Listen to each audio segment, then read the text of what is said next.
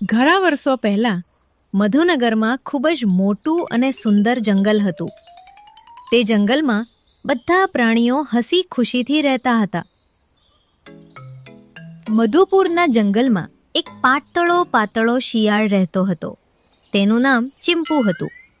ચિંપુ શિયાળ ભૂખથી પરેશાન થઈને જંગલમાં ભટકતો હતો. તેને થોડા દિવસોથી કોઈ શિકાર મળ્યો ન હતો. એના લીધે તે ખૂબ જ ભૂખ્યો હતો અને ભૂખના લીધે ચિંપુ શિયાળને ચક્કર આવતા હતા. જ્યારે તેને આસપાસ કંઈ દેખાયો નહીં ત્યારે તે બેસી ગયો અને ઘાસ ખાવા લાગ્યો. તે જ ક્ષણે એક સિંહ ત્યાંથી પસાર થઈ રહ્યો હતો. તે આ જંગલનો રાજા શેરગંજ હતો. ચિંપુ શિયાળને ઘાસ ખાતા જોઈને શેરગંજ તેની પાસે આવ્યો અને કહ્યું,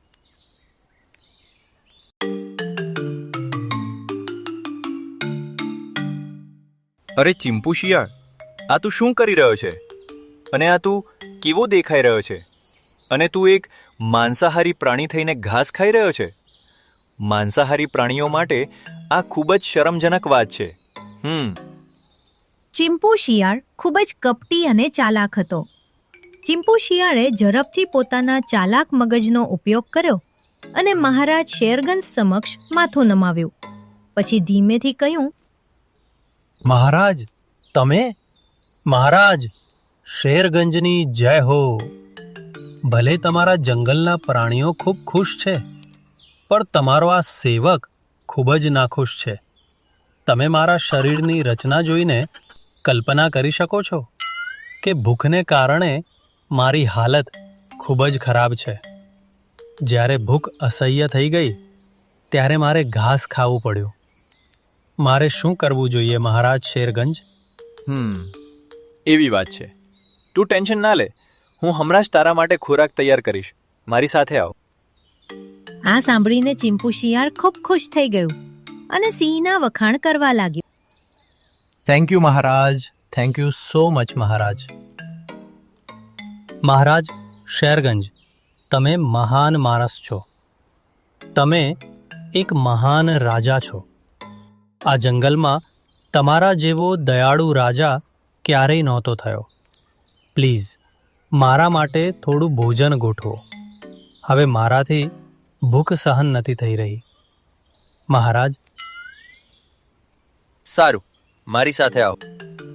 તે પછી તેઓ બંને જંગલમાં શિકાર કરવા નીકળ્યા.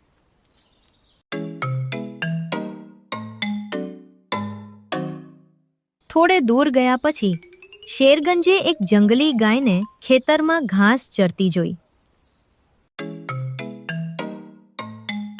એ બંને એ તક જોઈને જંગલી ગાયને પોતાનો શિકાર બનાવી. આવી રીતે ચિંપુ શિયાળને શેરગંજ સિંહનો સાથ મળતા સારું ભોજન મળી ગયું. તેને પેટ ભરીને ખાધું અને સિંહની પ્રશંસા કરતો રહ્યો.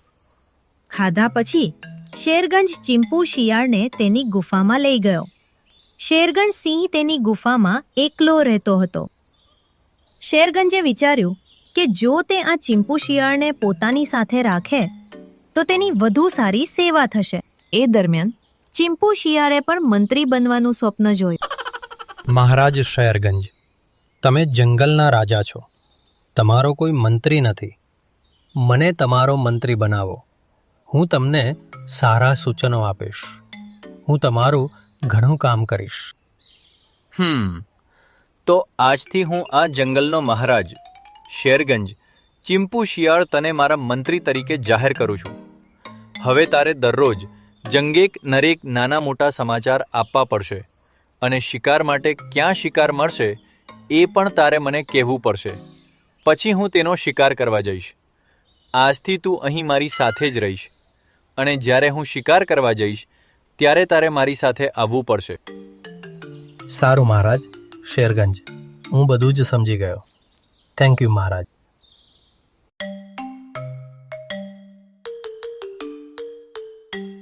મહારાજ શેરગંજનો મંત્રી બન્યા પછી ચિંપુ શિયાળનો દરજ્જો બદલાઈ ગયો.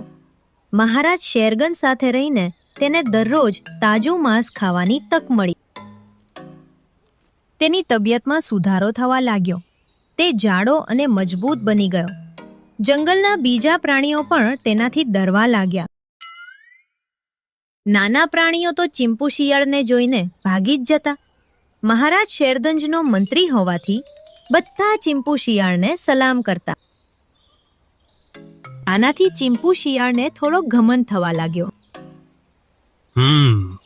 હવે તો હું ખૂબ જ શક્તિશાળી બની ગયો છું.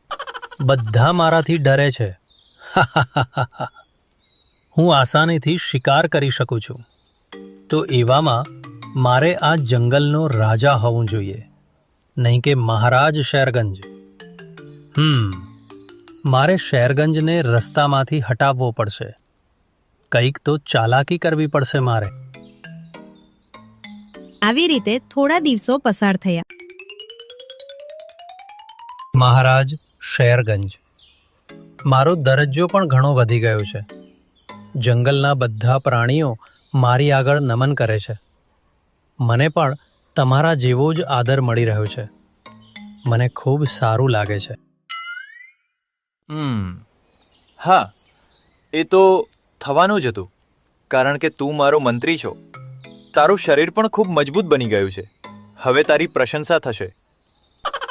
મહારાજ, જો તમે મને જોવો તો તમને સમજાશે કે હું પણ રાજાથી ઓછો નથી રહ્યો. હવે તમને શું લાગે છે, હવે હું પણ તમારા જેવા મોટા શિકારનો શિકાર કરી શકું છું? હકીકતમાં હવે હું જ તમને દરરોજ શિકાર શોધી આપીશ. ચાલાક સિંહ સમજી ગયો કે ચિંપુ શિયાળ ઘમંડી બની ગયો છે. તેને લાગ્યું કે તેની શક્તિને કારણે બધા પ્રાણીઓ તેનાથી ડરતા હતા. સિંહે વિચાર્યું કે ચિંપુ શિયાળને હકીકત બતાવવી જ પડશે કે જંગલનો રાજા તો હંમેશા સિંહ જ હોય છે. મંત્રી સાહેબ, હું રોજ શિકાર કરીને કંટાળી જાઉં છું. તમે હવે સક્ષમ બની ગયા છો, તો હું ઈચ્છું છું કે તમે મારી જગ્યાએ શિકાર કરો. હવે જંગલના બધા પ્રાણીઓ તમારાથી ડરે છે. તમે સાચું કહ્યું મહારાજ શેરગંજ.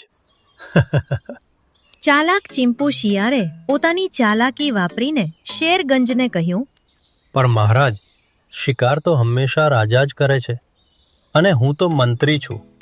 હું કેવી રીતે મોટો શિકાર કરી શકું? હું તો ફક્ત નાનો જ શિકાર કરી શકું છું. જો એવું હોય તો હું તમને આ જંગલનો રાજા બનાવીશ અને હું તમારો મંત્રી બનીશ, ચિંપુ શિયાળ. અને એ પછી તમે રાજા બનીને શિકાર કરી શકો છો. તમને શું લાગે છે ચિંપુ શિયાળ, તમે રાજા બનશો? અને પછી થોડું વિચારીને મને કહો કે તમે રાજા બનવા રેડી છો કે નહીં, કારણ કે તમને ફરી ક્યારેય આવી તક નહીં મળે. સિંહની વાત સાંભળીને ચિંપુ શિયાળ ખૂબ ખુશ થયો. મહારાજ શેરગંજ પોતે જ મને રાજા બનાવવા તૈયાર છે. આનાથી મોટી વાત શું હોઈ શકે? અને મહારાજ, મને તુની જગ્યાએ તમે કહી રહ્યા છે. શું વાત છે ચિંપુ શિયાળ? ફાઇનલી આ સિંહ તારી જાળમાં ફસાઈ જ ગયો. ચિંપુ શિયાળ હવે પોતાના લોભને કાબૂમાં રાખી શક્યો નહીં. તેણે તરત જ હા પાડી. મહારાજ શેરગંજ, જો આ તમારો આદેશ છે તો હું રાજા બનવા તૈયાર છું. હવે હું ખૂબ શક્તિશાળી બની ગયો છું. જો તમે કહો છો તો હું આ સ્વીકારીશ. પરંતુ તમારે પ્રાણીઓમાં આ વાત ઝડપથી ફેલાવી દેવી જોઈએ કે હવે હું મહારાજ છું, તમે નહીં. કારણ કે જો તમે નહીં કહો તો તેઓ બધા મને પોતાનો રાજા સ્વીકારવાનો ઇનકાર કરશે. ઠીક છે મહારાજ શિયાળ ચિંપુ, ખૂબ જ ટૂંક સમયમાં હું જંગલના બધા પ્રાણીઓને આ જાહેરાત કરીશ. હવે હું તમારા માટે શિકાર પર નજર રાખીશ અને તમને જાણ કરીશ. જ્યારે તમને તક મળશે ત્યારે તમે તેને પકડી શકો છો, અને આ મંત્રીને પણ થોડુંક કંઈક ભોજન મળી જશે. ચોક્કસ મંત્રી, ચિંતા કરશો નહીં. હું તમને ભૂખ્યા નહીં રાખું. હવેથી તમે હંમેશા મારી સાથે રહેશો. જેમ જેમ તમે શિકાર જોશો તમે તરત જ મને જાણ કરશો. જ્યારે મારું પેટ ભરાઈ જશે ત્યારે જે પણ ભોજન બચી જશે તે હું ચોક્કસપણે તમને ખાવા દઈશ. ઠીક છે મહારાજ, હવેથી હું તમારી સાથે રહીશ. તમે જે કહો છો તે હું કરીશ. સારું, હવે તમે જંગલમાં જાઓ અને જુઓ કે અહીં કોઈ શિકાર છે કે નહીં. અને સિંહ ત્યાંથી ચાલ્યો જાય છે અને કેટલાક પ્રાણીઓને કહે છે કે તેને શિયાળને રાજા બનાવ્યો છે.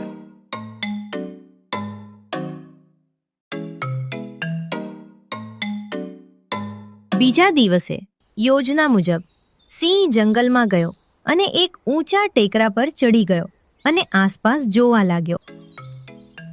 થોડીવાર પછી સિંહે ત્યાં એક જંગલી ભેંસ જોઈ. પછી તે તરત જ ચિંપુ શિયાળ પાસે ગયો અને કહ્યું,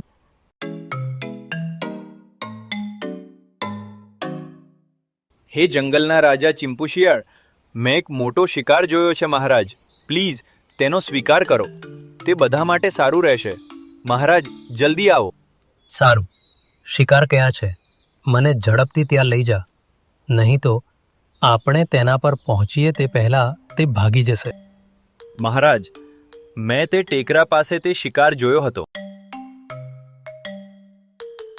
સિંહના શબ્દો સાંભળીને ચિંપુ શિયાળ ઝડપથી તે જગ્યાએ પહોંચ્યો અને ભેંસ તરફ ધ્યાનથી જોયું. ત્યારે સિંહે કહ્યું, મહારાજ, શિકાર તૈયાર છે. તેના પર હુમલો કરો. તેને ભાગવા ન દો. ઝડપથી હુમલો કરો. રાજા ચિંપુ શિયાળને તેની શક્તિ પર ખૂબ ગર્વ હતો. તે શિકારની નજીક આવ્યો અને વિચાર્યું કે જેમ સિંહ કૂદીને તેના શિકારને મારી નાખે છે તેવી જ રીતે હું આ ભેંસને પણ મારી નાખીશ. જેવો ચિંપુ શિયાળ ભેંસ પર કૂદ્યો, ભેંસ તેને તેના શિંગડાથી ઊંચકીને ખૂબ ઊંચાઈ પર ફેંકી દીધી.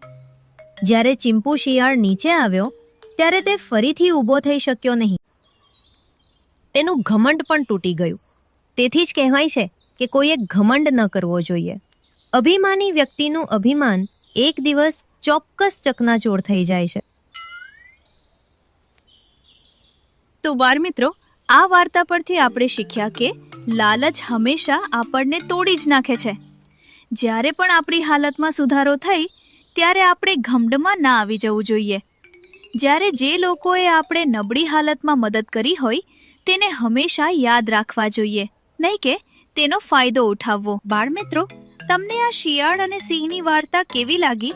કોમેન્ટ કરીને જરૂર જણાવજો. અને બાળ મિત્રો, અમારા વિડીયોને લાઈક કરજો અને સબસ્ક્રાઇબ કરવાનું ના ભૂલતા. આવજો બાળ મિત્રો. ટાટા.